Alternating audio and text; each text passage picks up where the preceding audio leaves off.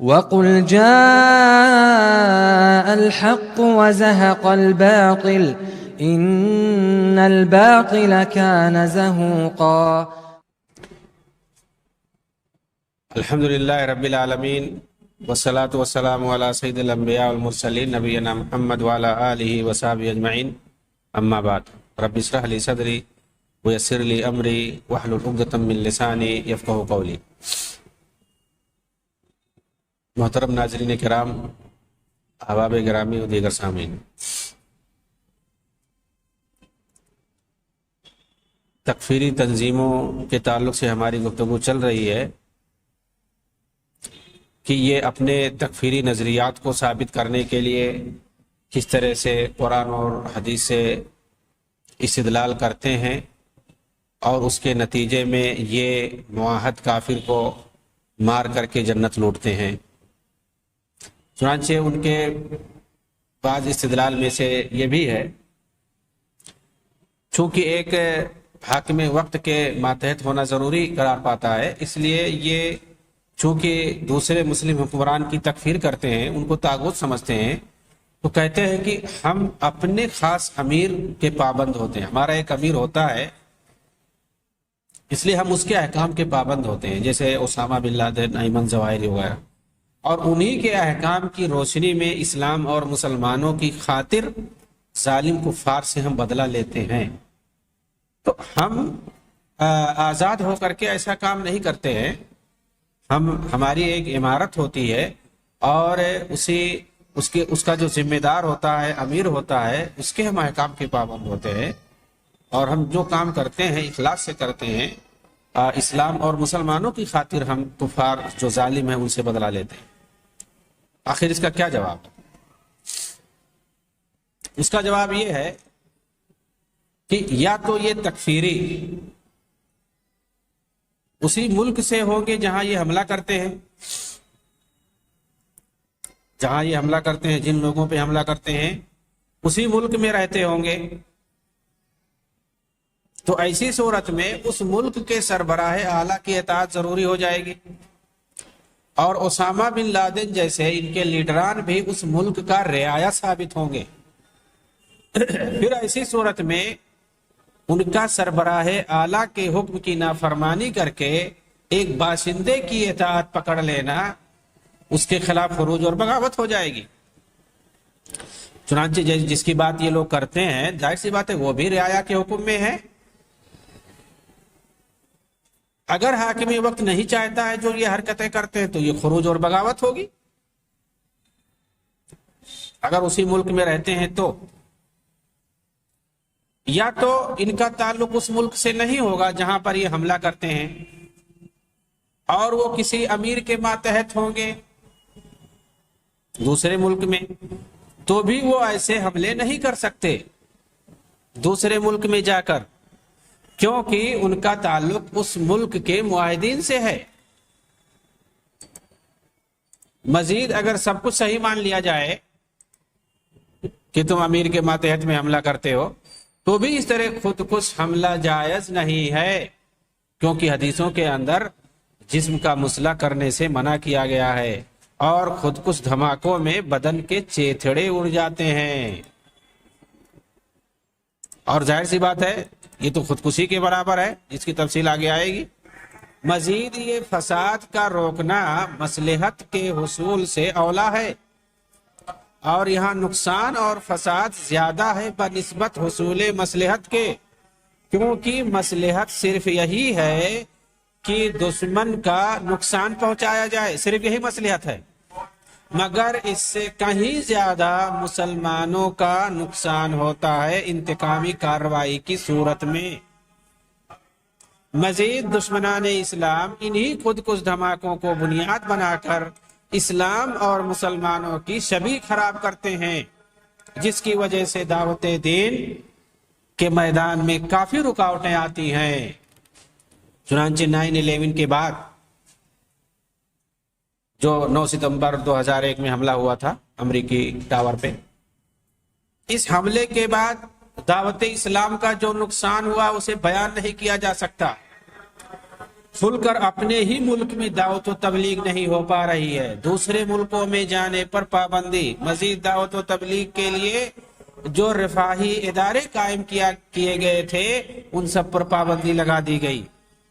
مزید انہی غیر انسانی حملوں کا بہانہ بنا کر مسلمانوں کو دہشت گرد کہہ کر بدنام کیا گیا، جس کی وجہ سے غیر مسلموں میں اسلام کے تئیں کافی نفرت پیدا ہوئی۔ اسی لیے موجود وسائل کے ہوتے ہوئے جس طرح دعوت و تبلیغ کا کام اعلیٰ پیمانے پر ہونا چاہیے اس طرح نہیں ہو پا رہا ہے، اور اگر اس طرح کے حملوں سے اسلام کا کچھ بھی بھلا ہوتا تو اسے ضرور محمد اکرم صلی اللہ علیہ وسلم، صحابہ کرام اور سلف نے کیا ہوتا۔ آخر تاریخ اسلام سے کوئی ایک بھی مثال بتاؤ کہ دھوکہ سے کسی معاہد کو قتل کیا گیا ہو یا حالت کمزوری میں دشمنوں پر دھوکہ سے حملہ کیا گیا ہو، ایسی کوئی مثال نہیں ملتی ہے۔ چونکہ یہ سنت رسول پر عمل کرنے سے بھاگتے ہیں، اسی لیے جب کفار ان کا پیچھا کرتے ہیں تو پہاڑوں میں جا کر چھپ جاتے ہیں اور پوری زندگی وہیں پہاڑوں میں گزر جاتی ہے ذلت و رسوائی کے ساتھ۔ اگر اتنے ہی بڑے مجاہد ہو، اتنے ہی بڑے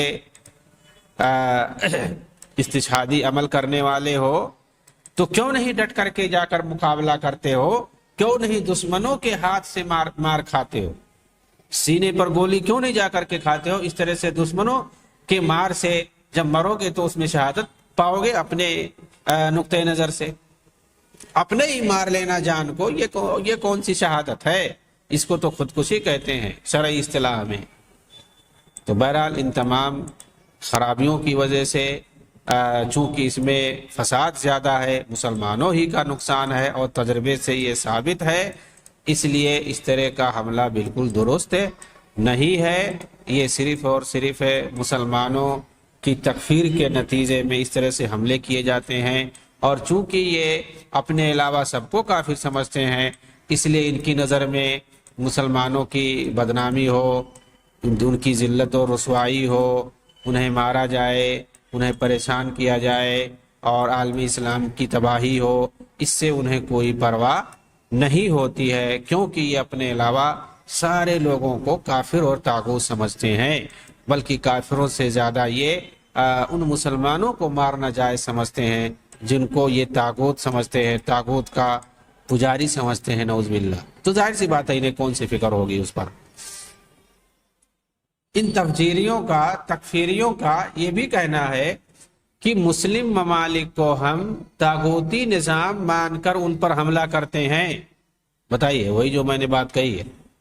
کیونکہ ان حکمرانوں نے وضعی قوانین نافذ کر رکھے ہیں اللہ کے احکام کو چھوڑ کر، جیسا کہ ہمارے شیوخ نے فتویٰ دیا ہے، چنانچہ یہ سب کافر ہو گئے، یہ سب کافر ہو گئے۔ بھئی قرآن میں آیا ہوا ہے وَمَن لَّمْ يَحْكُم بِمَا أَنزَلَ اللَّهُ فَأُولَٰئِكَ هُمُ الْكَافِرُونَ،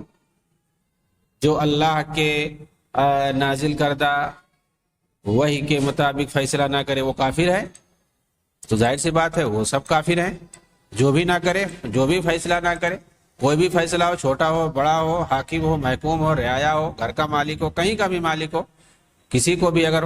فیصلہ کرنے کا حق دیا جاتا ہے، اگر وہ نہ کرے، یہ کہ من ہے لیکن اب اس آیت کو صرف حکمرانوں کے ساتھ خاص کر دینا، یہ کہاں کی دانشمندی ہے؟ اگر اس کو ہم مان لیں کہ یہاں کفر سے مراد حقیقی کافر ہو جانا ہی ہے ان کے حساب سے، تو پھر یہاں پر وَمَن لَّمْ يَحْكُم اور جو بھی فیصلہ نہ کرے، تو یہاں کیا حاکم مراد ہے؟ کوئی بھی مراد ہے، کوئی بھی آدمی ہو جو فیصلہ نہ کرتا ہو، جو اپنا کام کتاب و سنت کے مطابق نہ کرتا ہو، وہی اس لیے کہ وہی جو ہے کتاب و سنت کو کہتے ہیں، تو ظاہر سی بات ہے اس میں سارے لوگ کافر ہو جائیں گے۔ آپ بہت سارے جو مقلدین ہیں، روافظ ہیں، شیعہ ہیں، مقلدین ہیں، جو باقاعدہ صراحتاً قرآن اور حدیث کی مخالفت کرتے ہیں اپنے مسلک پر عمل کرتے ہوئے، اور بہت سارے فیصلے وہ اپنے فقہی نقطہ نظر سے کرتے ہیں، کتاب و سنت کی مخالفت کرتے ہیں، تو کیا وہ سب کافر ہو جائیں گے؟ کیوں آخر ہے؟ تو یہاں پر کفر سے کیا مراد ہے؟ یہ اس کو ہمیں سمجھنا ہوگا۔ ان کے شیوخ نے تو فتویٰ دے دیا، سید قطب نے لکھ دیا، تو اس کو اب وہ لوگ مان رہے ہیں، اور دوسرے ان کے شیوخ نے جو فتویٰ دے دیا، شیخ ابن لادن نے، شیخ ظواہری نے، شیخ بغدادی نے، ان کو فتویٰ دے دیا اس آیت کی روشنی میں، اور اپنا نہیں دیکھتے ہیں کہ یہ لوگ کیسا فیصلہ کرتے ہیں کتاب و سنت کی روشنی میں، یہ لوگ ان کا سارا عمل کتاب و سنت کی روشنی میں ہوتا ہے یا نہیں ہوتا ہے۔ تو ہم اس کا کیا جواب دیں گے؟ یہ تو اس آیت کو لے کر کے کہتے ہیں کہ مسلم حکمران چونکہ یہ کتاب و سنت کے حساب سے فیصلہ نہیں ہوتا ہے ملکوں کے اندر، اور وضعی قوانین بنا کر کے اس کے مطابق فیصلہ کرتے ہیں، اس لیے ہماری نظر میں یہ سب کافر ہیں، ہمارے شیوخ نے فتویٰ دے دیا اس لیے ہم ان کو بھی مارتے ہیں۔ خوارج وقت نے بھی انہی آیات و احادیث سے دلیل پکڑی ہے جن سے ان کے خارجی آبا و اجداد دلیل پکڑ کر کے صحابہ کرام تک کی تکفیر کر دی تھی۔ اسی طرح کی آیتوں سے دلیل پکڑ کر کے خلفائے راشدین کے دور میں، صحابہ کرام کے دور میں، اس وقت کے خارجیوں نے صحابہ کی تکفیر کی تھی۔ جی ہاں، حضرت علی رضی اللہ تعالیٰ عنہ، حضرت معاویہ رضی اللہ تعالیٰ عنہ اور دیگر صحابہ کو، عمرو بن عاص رضی اللہ تعالیٰ عنہ، ابو موسیٰ اشعری رضی اللہ تعالیٰ عنہ، ان سب کی تکفیر کی تھی کہ یہ لوگ قرآن کو چھوڑ کر کے غیر اللہ کے فیصلے کو مان رہے ہیں، نعوذ باللہ، اس لیے سب کافر ہو گئے، اور ان کی جو بات مانتا وہ سب کافر ہو گئے۔ تو یہ تکفیر والا جو سسٹم ہے، یہ صحابہ ہی کے دور سے خوارج پیدا ہونا شروع ہو گئے تھے۔ اس وقت یہ معلوم ہونا چاہیے اس میں کوئی صحابی نہیں تھے ان خوارج کے اندر، بہرحال ماننا شروع ہو گئے تھے۔ تکفیر کا نظریہ اسی وقت سے پیدا ہوا ہے، تو حضرت علی اور دیگر صحابہ نے ان سے جنگ کی تھی اور ان کو نہروان میں دوڑا دوڑا کے مارا تھا۔ چند ایک بھاگ لیے تھے، انہی کی نسل آج بھی باقی ہے جو مسلمانوں کی تکفیر کرتی ہے۔ اب آتے ہیں یہ جو مسلم حکمرانوں کی اور مسلم امہ کی اپنے علاوہ جو تکفیر کرتے ہیں، ان کے نظریے کا جو قائل نہ ہو، تو یہ کن آیتوں کو دلیل بناتے ہیں، ان کا ہم جائزہ لیتے ہیں۔ اور سب سے پہلے سورہ مائدہ کی 45، 46 اور 47 نمبر جو آیت ہے، جس کے اندر ہے کہ وَمَن لَّمْ يَحْكُم بِمَا أَنزَلَ اللَّهُ فَأُولَٰئِكَ هُمُ الْكَافِرُونَ، اور دوسری آیت میں ہے فَأُولَٰئِكَ هُمُ الظَّالِمُونَ، اور تیسری آیت میں فَأُولَٰئِكَ هُمُ الْفَاسِقُونَ۔ یہ ساری آیتیں جو ایک ساتھ سورہ مائدہ کے اندر آئی ہوئی ہیں، اس کا کیا پس منظر ہے اس کو دیکھے بغیر سیدھا ڈائریکٹ کیا ہم کسی کے لیے بھی اس آیت کا مفہوم فٹ کر سکتے ہیں اور اس کا صریح معنی اس کے اوپر لے سکتے ہیں؟ جو فیصلہ کتاب و سنت کے خلاف اگر کرتا ہے تو کیا ہم اسے کافر کہہ سکتے ہیں؟ اب وہ کسے باسط کوئی حاکم ہو یا محکوم ہو یا کوئی بھی فرد ہو، تو یا یہ کہ اس سے سلف نے، صحابہ کرام نے کیا مفہوم مراد لیا ہے؟ اور سب سے بڑی بات جو ترجمان القرآن اور جو مفسر قرآن ہیں اور جو امیر المفسرین ہیں، امام المفسرین ہیں، سیدنا عبداللہ ابن عباس رضی اللہ تعالیٰ عنہما، انہوں نے کیا مراد لیا ہے اس آیت سے، کہ اس آیت کا کیا مفہوم ہے، اور دوسرے یہ کہ اس کا پس منظر کیا ہے، کس پس منظر میں آیت کریمہ نازل ہوئی تھی۔ چنانچہ بتایا جاتا ہے کہ یہودیوں کے بارے میں یہ آیت کریمہ نازل ہوئی ہے، جو لوگ تورات کے اندر جو حکم موجود تھا، چونکہ مدینہ کے اندر یہودیوں کو یہ اختیار دیا گیا تھا کہ تم لوگ اپنے نزاعی اختلافی مسائل میں تورات کے حساب سے فیصلہ کر سکتے ہو، اگر ضرورت پڑے تو نبی صلی اللہ علیہ وسلم کے پاس بھی آؤ گے تو اللہ کے رسول بھی فیصلہ کریں گے تو اس کو ماننا پڑے گا۔ چنانچہ ان لوگوں نے کچھ فیصلے تورات سے ہٹ کر کے کیے تھے، اس وقت کس طرح کی آیتیں نازل ہوئی تھی، تو پس منظر گرچہ یہی ہے کہ یہ یہودیوں کے تعلق سے تھا، یا یہ کہ ایک یہودی کے تعلق سے اور اسی طرح سے ایک مسلمان کے بیچ میں یہ معاملہ ہوا تھا، تو پھر اس کے بعد ان لوگوں نے کسی یہودی کے پاس جا کر کے فیصلہ کروانا چاہا، حالانکہ اور یہ نظریہ بتاتے ہیں کہ مسلمان کا تھا، جو کہ اس وقت منافق تھا. تو اس طرح کی باتیں کہی جاتی ہیں جو بھی ہوں، لیکن یہاں جو آیت ہے اس کا حکم اگر عام بھی مانا جائے تو یہاں جو کافر کہا گیا ہے کہ وہ کافر ہو گیا، فاولئک هم الکافرون، تو ایسی صورت میں یہاں اس سے کیا مراد ہے؟ یہ تمام آیتیں کافروں کے حق میں نازل ہوئی ہیں، جیسا کہ میں نے بتایا یہودیوں کے تعلق سے. اس کے شان نزول میں براء ابن عازب رضی اللہ تعالیٰ عنہ کی حدیث ہے پوری تفصیل سے کہ کس طرح سے یہ یہودیوں کے حق میں یہ آیتیں نازل ہوئی ہیں، کیونکہ ایک مسلمان گناہ کبیرہ کے ارتکاب سے کافر نہیں ہوتا ہے، یہ کہہ رہے ہیں. بہت سارے مسائل میں گناہ کبیرہ کے ارتکاب پر اس طرح سے اسلام سے اس کو نکال دیا گیا ہے اور اس کے لیے کفر کا لفظ استعمال کیا گیا ہے، تو وہاں پر ویسا نہیں مراد ہے. اس کی تعویل کی جاتی ہے کہ وہاں پر کامل اور ناقص کی صورت اپنائی جائے گی، یا کفر دون کفر کہا جائے گا، یعنی مطلب وہ کامل مومن نہیں ہے. جسے کہیں کہا گیا کہ لا یؤمن، وہ آدمی مومن نہیں ہے، واللہ لا یؤمن واللہ لا یؤمن، اللہ کی قسم وہ شخص مومن نہیں ہے جس کے تکلیف سے، جس کے ظلم سے اس کا پڑوسی محفوظ نہ ہو. تو ظاہر سی بات ہے اگر کوئی اپنے پڑوسی پر ظلم کر رہا تو کیا وہ کافر ہو جائے گا؟ اسی طرح سے بعض روایتوں میں آتا ہے کہ جو مجھ سے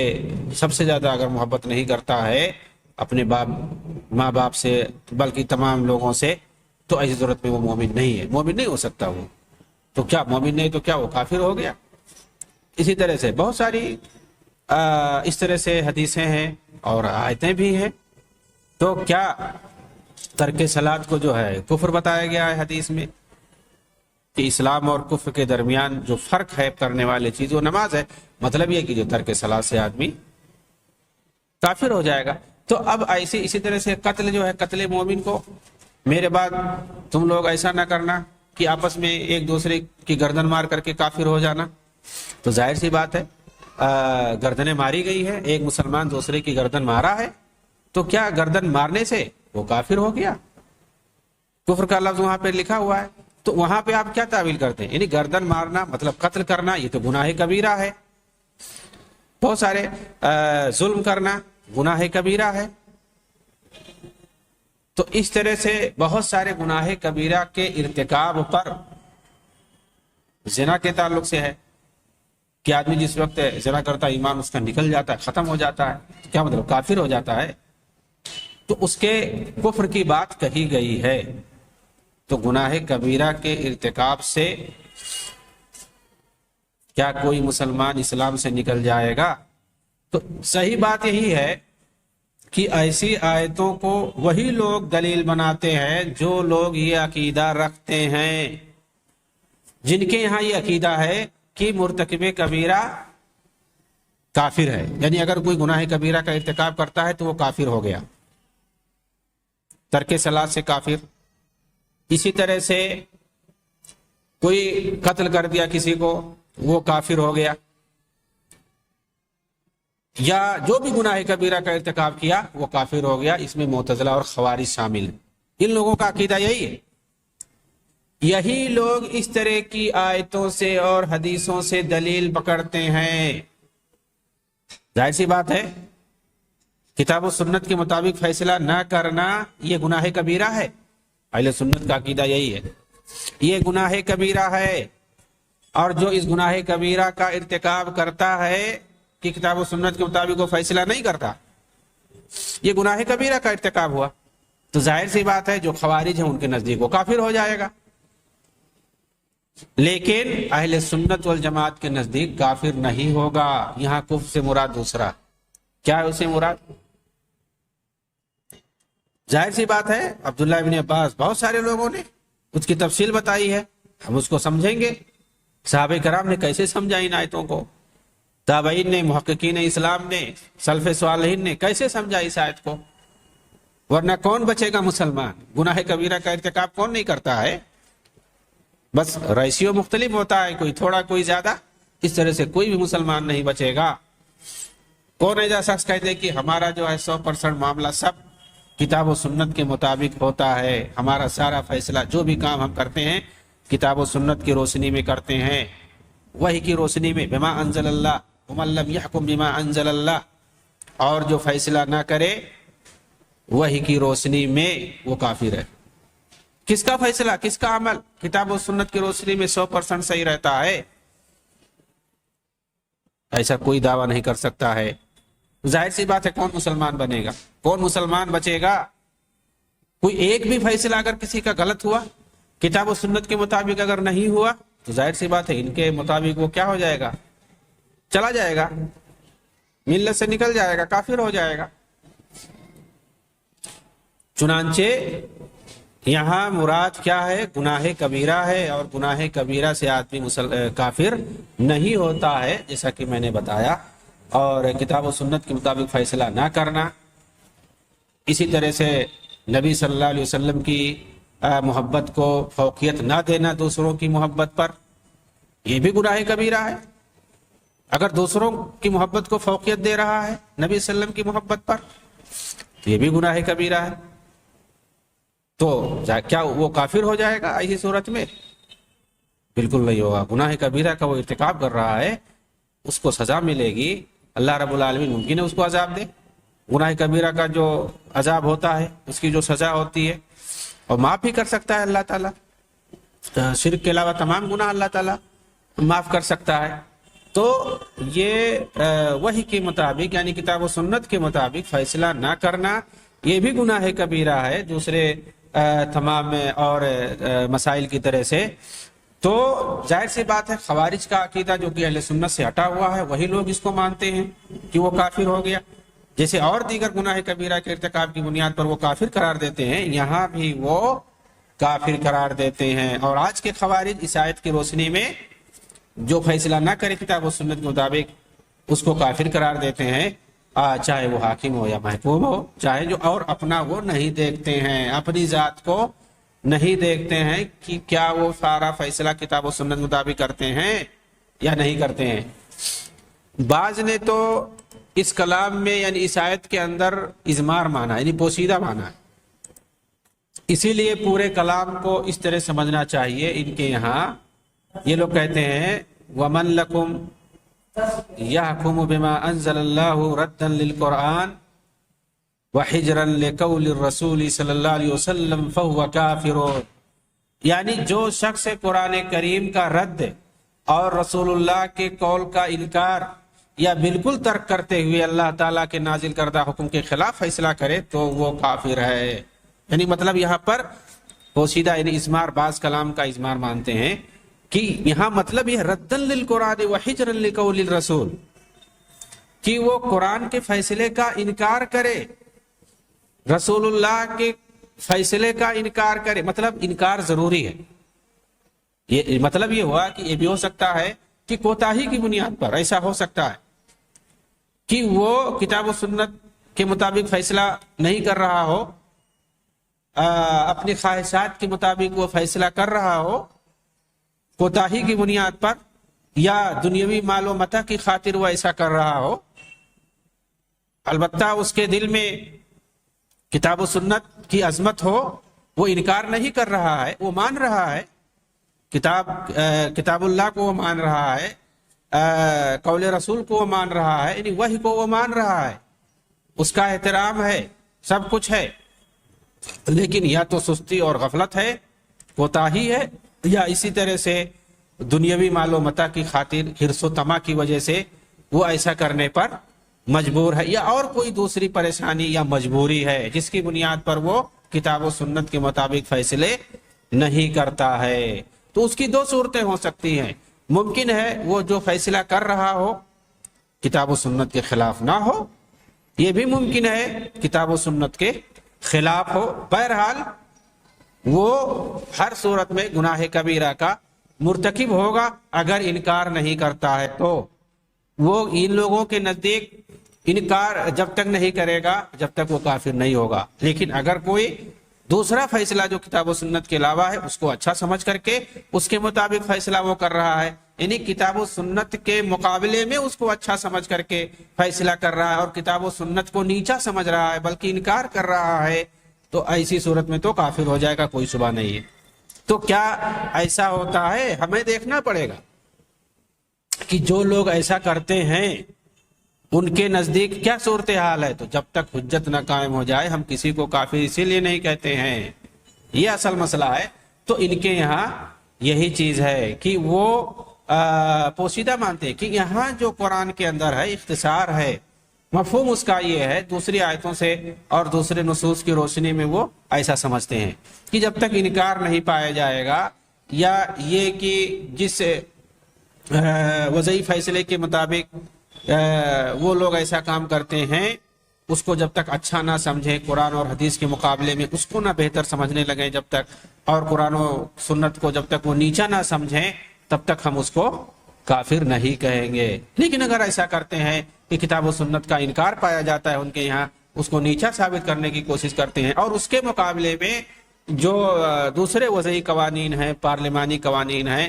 اس کو وہ اچھا سمجھتے ہیں. یہ آدمی اپنا جو اس کا بنایا ہوا اصول اور ضابطہ ہے، اپنی سوچ اور فکر سے کسی مسئلے میں وہ بہتر سمجھتا ہے، لیکن وہ قرآن و سنت کے بالکل خلاف ہے. تو ایسی صورت میں اچھا سمجھنے کی وجہ سے، یعنی اس کی نیت پر یہ منحصر ہے، تب جا کر کے وہ کافر ہوگا، ورنہ نہیں ہوگا جب تک انکار نہیں پایا جائے گا. جب تک قرآن و سنت کے مقابلے میں جو دوسرا اس کا اصول ہے اس کو جب تک وہ بہتر نہیں سمجھے گا، جب تک وہ کافر نہیں ہوگا. چنانچہ شیخ الاسلام ابن تیمیہ فرماتے ہیں کہ عبداللہ ابن عباس رضی اللہ تعالی عنہما اور بہت سارے سلف صالحین نے اللہ کے اس فرمان ان من لم يحكم بما انزل اللہ فاولئک هم الکافرون، اور اسی طرح سے فاولئک هم الفاسقون، یا اسی طرح سے فاولئک هم الظالمون، ان تمام آیتوں کے بارے میں کیا فرمایا ہے؟ یہی کہا ہے کہ یہ کفر دون کفرین، اور اسی طرح سے فسق دون فسقین، اور ظلم دون ظلم مراد ہے یہاں سب. اور یہ بات امام احمد بن حنبل اور امام بخاری وغیرہ نے بھی کہی ہے. اسی طرح سے علامہ ابن تیمیہ آگے کہتے ہیں اب یہ جو کفر دون کفرین ہے یا فسق دون فسقین وغیرہ، اس کا مطلب کیا؟ یعنی ان آیتوں میں جو کہا گیا ہے کہ یہ لوگ کافر ہیں، مراد یہ ہے کفر اصغر مراد ہے، یا فسق اصغر مراد، یا ظلم اصغر مراد ہے. مطلب یہاں کفر اصغر مراد، اور کفر اصغر کہتے ہیں وہ کفر جس کی وجہ سے آدمی اسلام سے باہر نہیں نکلتا ہے، لا یخرج من الملہ. اسلام سے کب نکلتا ہے؟ جب وہ کفر اکبر کا ارتکاب کرے. ظاہر سی بات ہے ابن عباس وغیرہ نے یہ بات کہی ہے، اور امام احمد بن حنبل وغیرہ نے، امام بخاری وغیرہ نے اس کی تائید کی ہے. علامہ ابن تیمیہ نے اس کے بعد اس کو جو ہے دلائل سے ثابت کیا ہے ان لوگوں نے کہ یہاں جو مراد ہے وہ کفر اصغر مراد ہے، یعنی کفر اکبر کے مقابلے میں جو چھوٹا کفر ہوتا ہے اور اس کی بنیاد پر آدمی اسلام سے باہر نہیں نکلتا ہے. مطلب یہ ہے کہ کافروں کا عمل ہے یہ ویسا نہیں کرنا چاہیے تھا، یہ غلط ہے. چنانچہ امام ابن تیمیہ آگے کہتے ہیں کہ ائمہ دین نے جو ان آیات کو تحکیم بغیر ما انزل اللہ کے تحت ذکر کیا ہے، اس سے مراد کفر اصغر لیا ہے. یہ ایسے شخص کے حق میں ہے جو اپنی خواہش نفس کی پیروی کرتے ہوئے یا رشوت لے کر فیصلہ کرے، یا کسی سے عداوت کرتے ہوئے فیصلہ کرے، اور اسے پتا ہو کہ وہ اللہ کی نافرمانی کر رہا ہے، لیکن جو اللہ کے دین کے علاوہ کسی قانون کے تحت فیصلہ کرنا حلال سمجھتا ہو، یا اس کا اعتقاد ہو کہ اس کا حکم اللہ کے حکم کے مساوی یا اس سے افضل ہے، تو ایسا کفر ہے جو ملت سے خارج کرنے والا ہوگا. جس طرح سے آپ سمجھ سکتے ہیں کہ ایک آدمی شراب پیتا ہے، یا ایک آدمی اگر زنا کرتا ہے اور اس کو حلال سمجھتا ہے، تو ظاہر سی بات ہے، یا ایک آدمی روزہ نہیں رکھتا، یا ایک آدمی زکوٰۃ نہیں دیتا ہے اور اسے کہتا ہے یہ اسلام کا حصہ نہیں ہے، تو ظاہر سی بات ہے ایسا آدمی کافر ہو جائے گا، منکر زکوٰۃ. تو جس طرح سے زکوٰۃ نہ دے انکار کر کے کہ یہ نہیں ہے صحیح، تو ایسی صورت میں، یا اسی طرح سے روزہ نہیں رکھتا ہے اور کہتا ہے یہ مطلب جن کے پاس کھانے پینے کا ہوتا نہیں ہے وہ لوگ روزہ رکھتے ہیں، بھوکا رہتے ہیں، ورنہ اسلام میں ایسا کچھ نہیں ہے، ایسی کوئی بات اگر کہتا ہے تو ظاہر سی بات ہے وہ کافر ہو جائے گا، کیونکہ اس نے اسلام کے ایک رکن کا انکار کیا. اسی طرح سے فیصلہ جو شریعت کے مطابق ہونا چاہیے یہ ضروری ہے، واجبات میں سے ہے. اب اگر کوئی اس کا انکار کرتا ہے کتاب و سنت کے مطابق فیصلہ کرنے کو زندگی میں، تو ایسی صورت میں وہ کافر ہو جائے گا۔ لیکن اگر کوئی انکار نہ کرے اور اس کے بعد یہ سمجھے کہ میں جو کر رہا ہوں یہ غلط ہے، وہ وضعی قوانین کے حساب سے فیصلہ کرتا ہے اور اس کے اندر یہ عقیدہ ہے کہ یہ چیز غلط ہے، جس طرح سے ایک شراب آدمی پیتا ہے یہ سمجھ کے پیتا ہے کہ یہ غلط ہے، ایک آدمی چوری کرتا ہے اور یہ سمجھ کے کرتا ہے کہ یہ جو میں کر رہا ہوں یہ غلط ہے، یہ گناہ کا کام ہے، گناہ کبیرہ ہے۔ اسی طرح سے جو زنا کرتا ہے یہ سمجھتا ہے کہ یہ گناہ کبیرہ کا میں ارتکاب کر رہا ہوں۔ اسی طرح سے جو کتاب و سنت کے مطابق فیصلہ نہیں کرتا ہے، وضعی قوانین کے حساب سے فیصلہ کرتا ہے اور یہ سمجھتا ہے کہ یہ غلط ہے، یہ گناہ ہے، گناہ کبیرہ ہے، ظاہر سی بات ہے اس کو ہم کافر نہیں کہہ سکتے ہیں۔ اسی صورت میں کہہ سکتے ہیں جب ان تمام گناہ کبیرہ کو اگر وہ حلال سمجھے، جائز سمجھے، اگر وہ جائز سمجھتا ہے یا کم سے کم اس کو کتاب و سنت کے مطابق کے برابر میں لیول میں سمجھتا ہے کہ یہ بھی ویسے ہی ہے یا اس سے افضل سمجھتا ہو، تو ایسی صورت میں ہم اس کو کافر کہیں گے۔ اس کو جائز سمجھتا ہو، حلال سمجھتا ہو، اس کو گناہ کبیرہ وہ نہ سمجھتا ہو، یا کتاب و سنت کے مقابلے میں اس کو افضل سمجھتا ہو، یا یہ کہ کتاب و سنت کا ڈائریکٹ انکار کر کے اس کو وہ بہتر سمجھتا ہو، تو ایسی صورت میں ہم اس کو کافر کہیں گے۔ لیکن جس طرح سے ایک زناکار جو ہوتا ہے، ایک شرابی جو ہوتا ہے، ایک چور جو ہوتا ہے، ان تمام گناہ کبیرہ کا ارتکاب اس کو گناہ کبیرہ سمجھ کر کے کرتا ہے،